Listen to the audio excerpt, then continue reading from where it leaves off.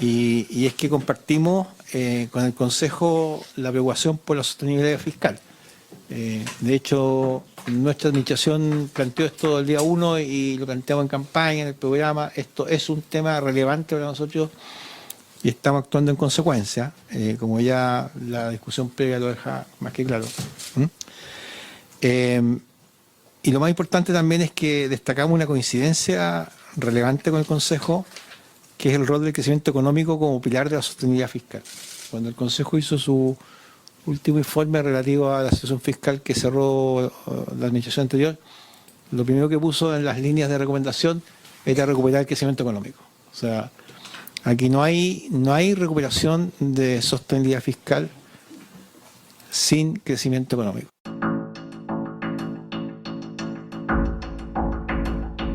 Esto es Más 569, el podcast, en Spotify y en YouTube. Soy Jorge Garretón. Partimos con un nuevo episodio.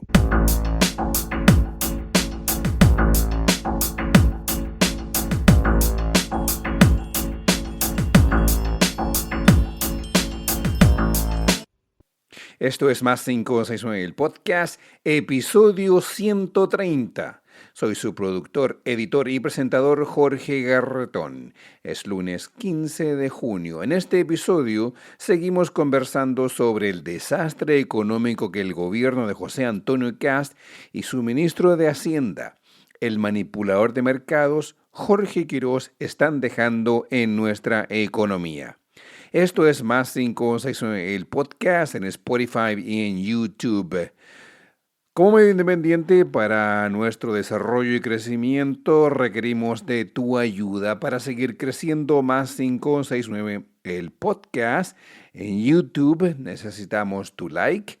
En Spotify selecciona el símbolo más. Así otras personas pueden ser invitadas a participar en el podcast. Para que accedan a él, dase like, comenta, suscríbete, comparte.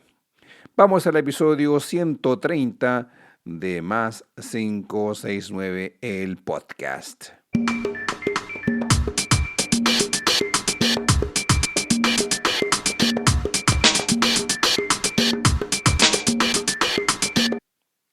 La economía del país con este gobierno va en franco deterioro.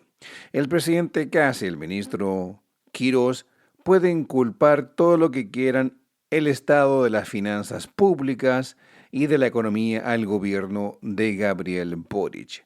Pero esa excusa es sencillamente una abdicación de la responsabilidad que ellos, Kast y Quirós, cargan. Digámoslo, la responsabilidad fiscal del gobierno de Kast y el sostenedor de la billetera fiscal Quirós. Ellos son los responsables de la realidad económica que vivimos hoy y del deterioro económico. El estado de la economía no es casual, o el legado del gobierno de Gabriel Boric, ni el manejo macroeconómico de los ministros Nicolás Grau y previamente Mario Marcel.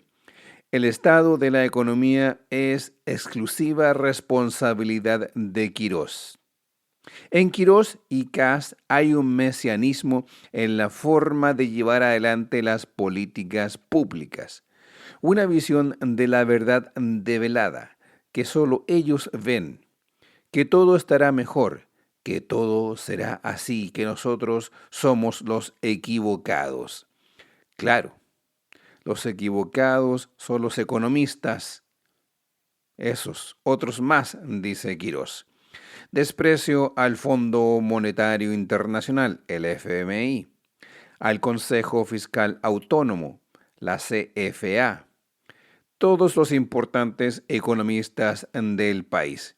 Excluimos a los ideólogos neoliberales que creen en la doctrina shock que vivimos en la década de los años de 1980 en la dictadura de Pinochet y que se está empezando a replicar hoy, este 2026. Esta semana pasada, el Consejo Fiscal Autónomo, nuevamente en el Congreso de la República, expuso su visión de la realidad económica de Chile. Recordemos, el Consejo Fiscal Autónomo es un ente asesor al gobierno, al Congreso, sobre la realidad de las finanzas públicas. En la Comisión del Senado, en la Comisión de Hacienda del Senado, la presidenta de la CFA, Paula Benavides, acompañada del vicepresidente del Consejo, Sebastián Izquierdo, y el gerente de estudios, Mario Arend, explicaron en la Comisión de Hacienda del Senado los alcances y foco del trabajo realizado, detallando que dado a una mayor autorización de endeudamiento, puede tener efectos sobre la trayectoria de la deuda pública y sostenibilidad fiscal. En el fondo, ellos hablan que al aumentar la deuda, esta tendrá efectos en la deuda pública y la sostenibilidad fiscal. Recordemos que los economistas hablan no de certezas, sino que hablan con un lenguaje podría ser, sería, dependería, probablemente. Bueno, aquí iremos auscultando y aclarando el mensaje o el lenguaje de la CFA, que analizó los fundamentos del proyecto de el ministro de Hacienda, las presiones del financiamiento que originan y las implicancias de la deuda bruta para el 2026. El CFA explicó que al solicitar al Congreso autorización al presidente de la República para contraer obligaciones adicionales de deuda emitida en 6.200 millones de dólares durante el 2026, el proyecto de ley se suma a la autorización de endeudamiento del artículo 3 de la Ley de Presupuestos del 2026, cuyo primer inciso ya contempla hasta 17.400 millones de dólares en deuda. Y el segundo hasta 600 millones adicionales, detalló Benavides. Es decir, el fisco juega o el gobierno juega con 18.000 millones en el hecho de solicitar deuda. Luego dijo que con los 6.200 millones de dólares adicionales se descomponen en tres necesidades adicionales de financiamiento respecto de la Ley de Presupuesto 2026. Primero, mayor déficit efectivo proyectado. Segundo, efecto del tipo de cambio, apreciación del peso, es decir, que sería ideal que el peso se vaya apreciando en relación al dólar. Y tercero, atender obligaciones fiscales y manejar la posición de liquidez, es decir, buscar que haya liquidez en la economía. El CFA señaló que entre el informe de finanzas públicas del tercer trimestre del 2026 y el informe de finanzas públicas de este primer trimestre de 2026, se generaron mayores presiones de financiamiento debido a un mayor déficit efectivo, mayor uso de efectivos o de activos del tesoro público, mayores otorgamientos de préstamos netos y la diferencia por el tipo de cambio nominales de emisiones, es decir, la deuda en relación peso-dólar. Particularmente este último tiempo con el ataque o la guerra a Irán por parte de Estados Unidos e Israel y la subida del precio del petróleo castigó al peso en relación al dólar. Por ende, el dólar se depreció, afectando los cambios nominales de emisión.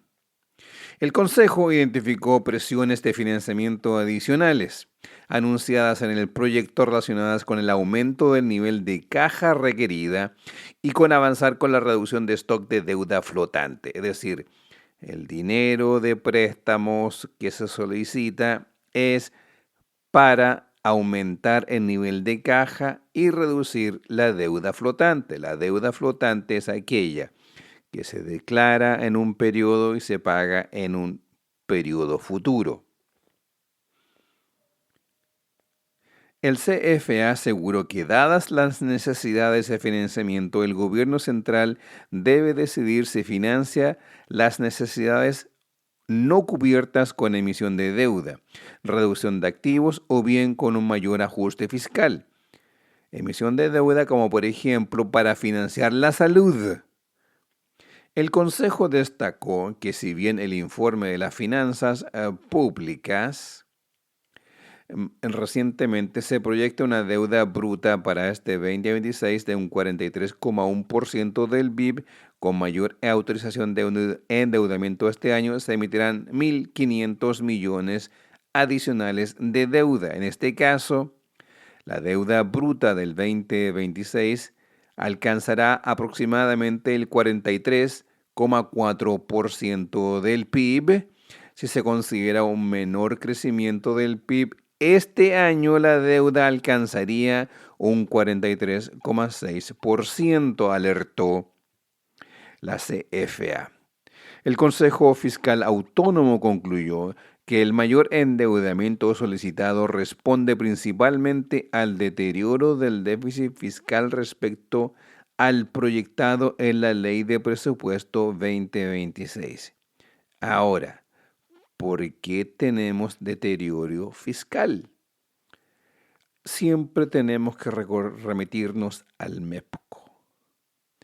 El MEPCO afectó severamente la economía chilena, particularmente generando un ciclo inflacionario. La inflación significa que la economía al mismo tiempo está en un periodo de contracción que se venía gestando desde el periodo de que Estados Unidos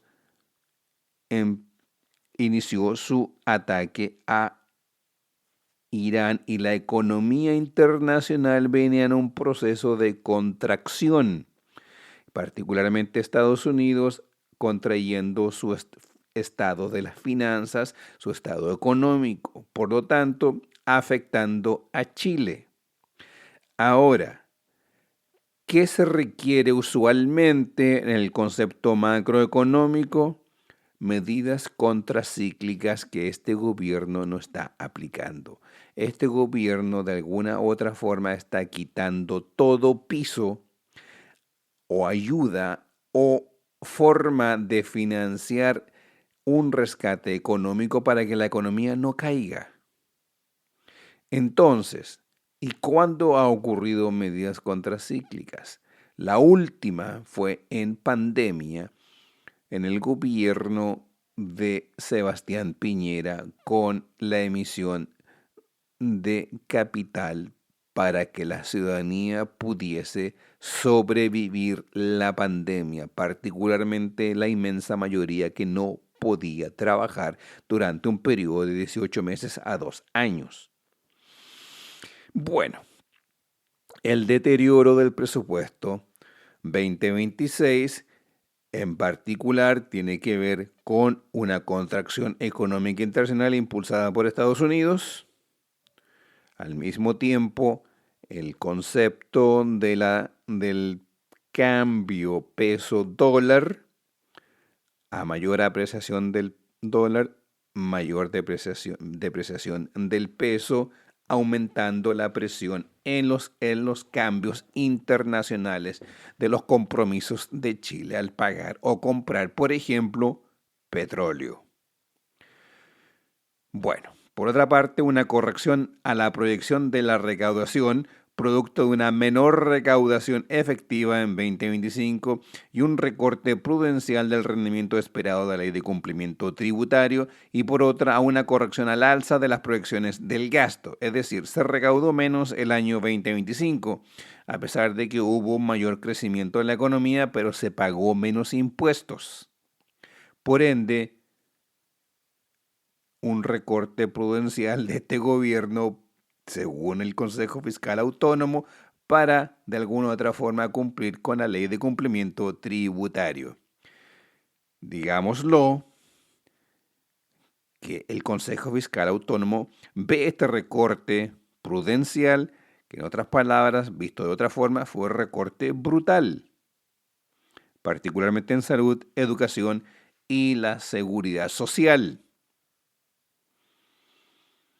Bueno, y por último, la corrección al alta en las proyección al alza, digo, en las proyecciones del gasto, es decir, mayor gasto, porque hay mayor presión fiscal. El Consejo Fiscal Autónomo dijo que estas presiones fueron advertidas oportunamente por el Consejo Fiscal Autónomo. Por ejemplo, dijo que se alertó respecto a la no inclusión del inflactor. El inflactor es el factor de ajuste o índice inflacionario, es decir, Quirós no ajustó el concepto de la inflación a la proyección de gasto. Nuevamente la inflación generada por el mismo Jorge Quirós al no aplicar el MEPCO en nuestra economía. Las gasolinas, las bencinas subieron un 25%, mientras tanto el diésel subió en un 45%. Y continúa el Consejo Fiscal Autónomo en el subtítulo 21 de la Ley de Presupuesto 2026, así como la identificación de las provisiones para financiar el reajuste del sector público, no estaban plenamente financiadas. El Consejo Fiscal Autónomo especificó que para cumplir con sus obligaciones, incluyendo amortizaciones, pago de deuda, el gobierno central deberá cubrir las nuevas necesidades de financiamiento mediante mayores niveles de endeudamiento o la profundización del uso de activos del tesoro público que ya se encuentran en mínimos históricos, es decir, el tesoro público no ha podido ser resarcido o obtener mayores recursos porque en los últimos 20 años el Estado ha gastado más y ha recaudado no lo suficiente para ese gasto. ¿Y por qué no se ha recaudado más?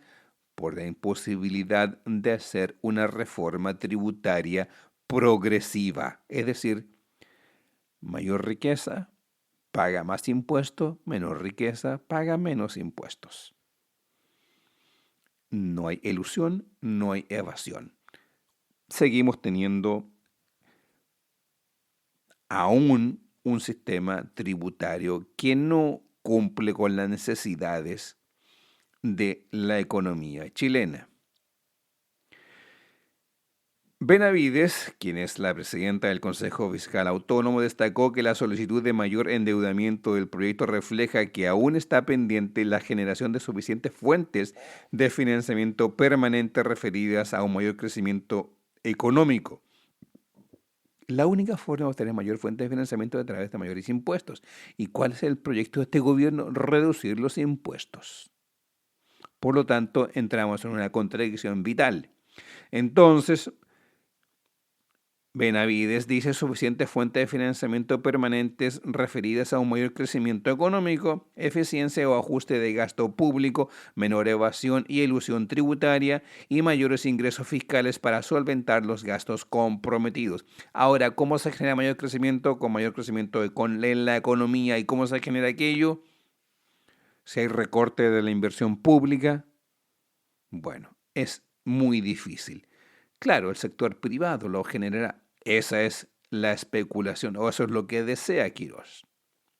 Así Benavides, la presidenta del CFA, dijo que el plan de acción correctiva que contempla un ajuste fiscal en su segunda etapa por $1.000 millones reduciría la presión sobre el déficit efectivo proyectado. Por ello, el CFA reitera el llamado de mantener el esfuerzo de consolidación comprometido por la actual administración. Dijo que las proyecciones para el 2026 sitúan la deuda bruta entre el 43,1 al 43,6% o 0,5% del PIB, reduciendo el margen respectivo del nivel prudente definido en la regla fiscal del 45% del PIB. Operar cerca de ese umbral, dice la CFA, o sobrepasarlo no es inocuo. Una deuda más elevada incrementa de manera permanente el gasto por intereses, componentes que ya registra presiones crecientes y puede presionar al alza las tasas de intereses domésticas, encareciendo el crédito para hogares y empresas, afectando la actividad económica y reduciendo el margen de maniobra fiscal ante eventos extraordinarios adversos, agregó Benavides del Consejo Fiscal Autónomo. Y aquí está la clave. Es decir, al tener que subir ese umbral por sobre el 45%, genera presiones en la banca nacional, genera presión en la economía, en las tasas de intereses, para comprar, por ejemplo, una vivienda, para que una empresa adquiera bienes o activos para poder funcionar que afectan la actividad económica, porque si no hay crédito para comprar hogar, no hay construcción. Si no hay construcción, no hay mano de obra trabajando. Y por ende no hay recaudación fiscal por impuestos. Benavides cerró su presentación expresando que resulta indispensable que se avance simultáneamente en la implementación sostenida de medidas necesarias para materializar una senda de consolidación fiscal que permite estabilizar el nivel de deuda por debajo de su nivel prudente. Los lineamientos del Consejo Fiscal Autónomo sobre las finanzas públicas. En claro lenguaje, muy sobrio, muy de economistas con cautela en el uso del lenguaje, buscando más que nada la visión o opinión técnica.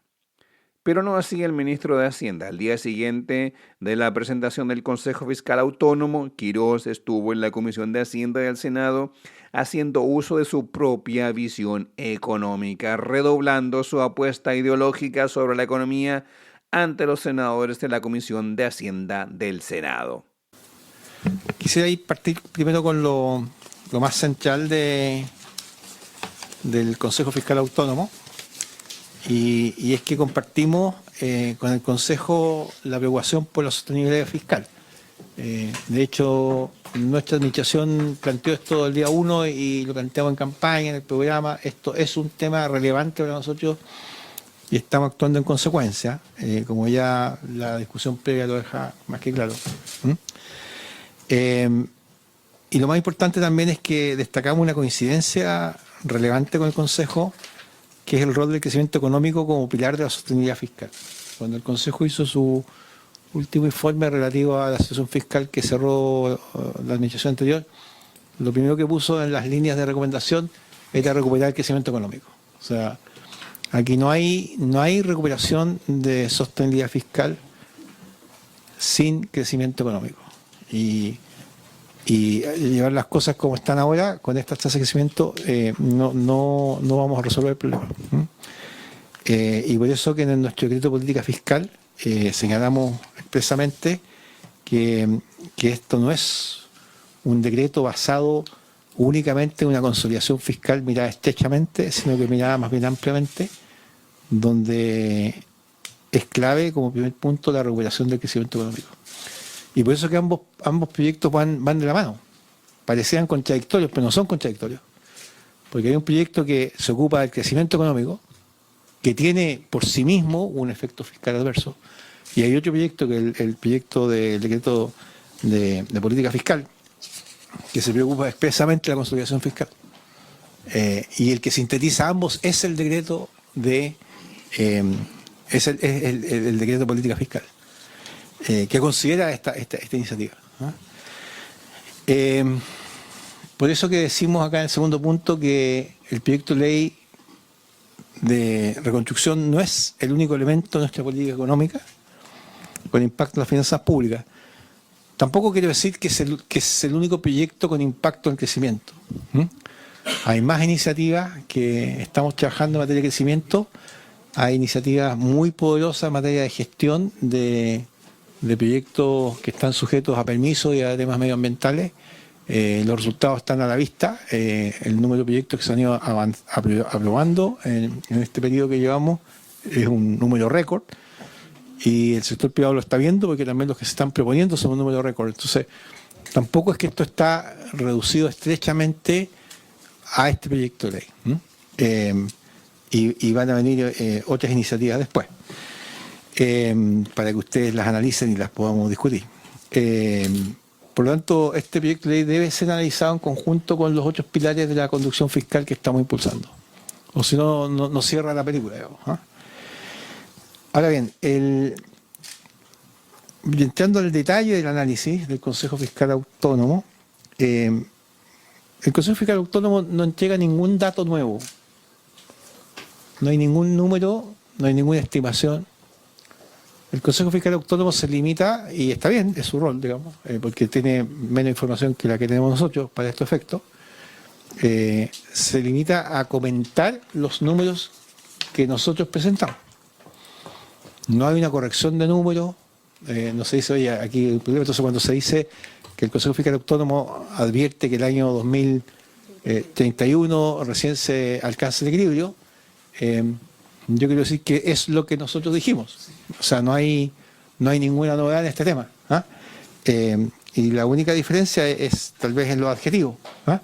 Que nosotros pensamos que esto se coincidia con nuestra política fiscal, porque ha acompañado de una serie de medidas en el plano fiscal, y el Consejo Fiscal Autónomo, como parte de su vocación y de su misión, plantea una voz de prudencia y de preocupación y solicita que se tome con una mirada más a fondo de este tema, ¿ah?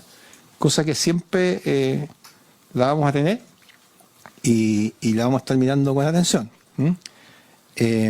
Ahora, destacar también que las proyecciones fiscales que se derivan del impacto del proyecto de ley de reconstrucción se han hecho sobre una base muy conservadora.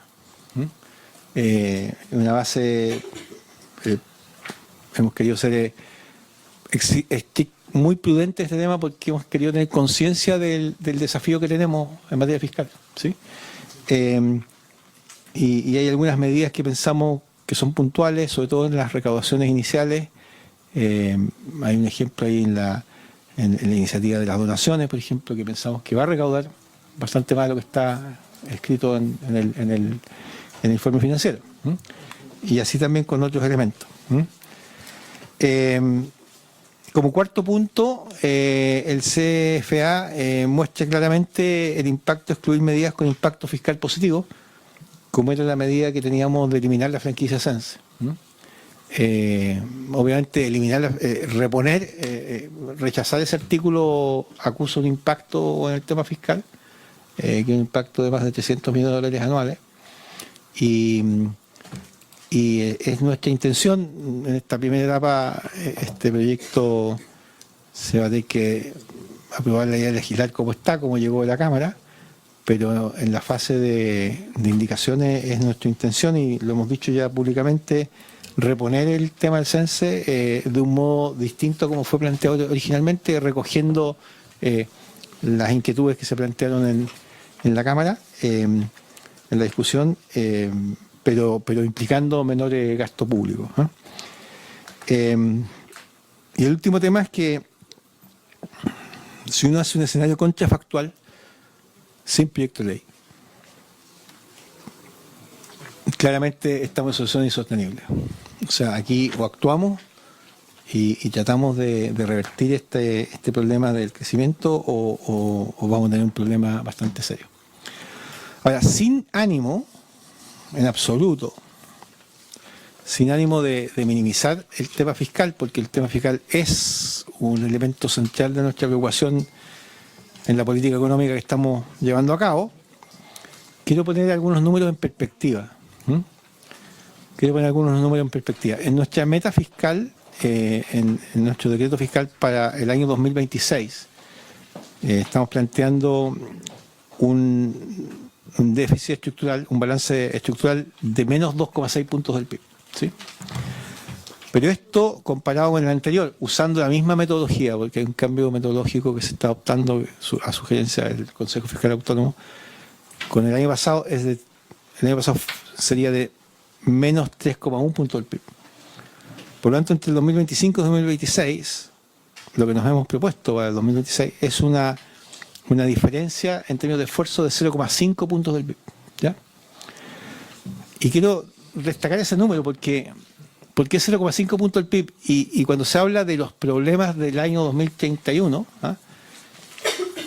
aún en un escenario sin crecimiento, el impacto es 0,77 puntos del PIB, que está re cerca de este esfuerzo 0,5. O sea, tampoco, sin ánimo de minimizar el problema, tampoco estamos hablando de un tema que no sea manejable. Claro, la deuda es manejable. No es importante, en otras palabras, ya que según su lógica el crecimiento será la herramienta mágica que liberará al país de deuda estructural y déficit fiscal.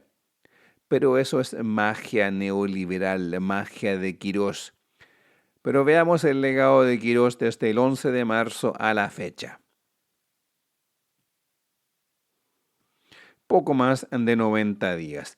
La economía está contraída, crecimiento económico negativo 1,2%, inflación cerca del 4%, fuga de capitales por 2.163 millones de dólares, desempleo 9,1%, bencinas subieron un 25,3%, diésel 45,7%.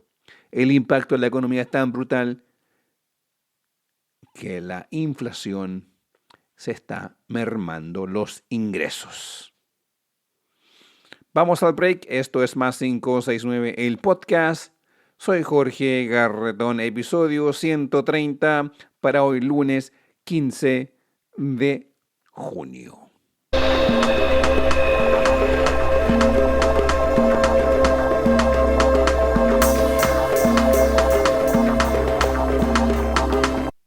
Ponemos fin al episodio 130 de Más 569, el podcast. Soy su productor, editor y presentador Jorge Garretón. Para el desarrollo de este podcast especializado en política y economía, necesitamos de tu participación en YouTube. Da like, en Spotify selecciona el símbolo más. Eso permite que más personas puedan acceder al podcast. Por eso es importante que participes, comentes, te suscribas y compartas durante la semana.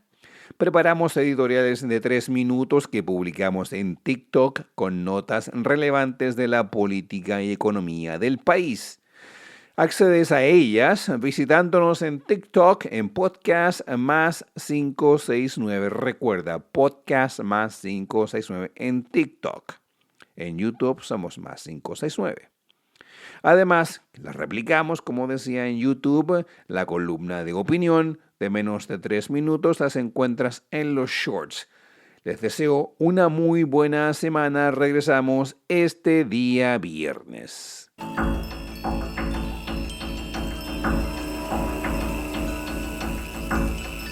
Así llegamos al final de esta edición de Más 569, el podcast, producido, editado y presentado por quien les habla, Jorge Garretón. La música que acompaña el podcast es cortesía de Edgardo Moreno.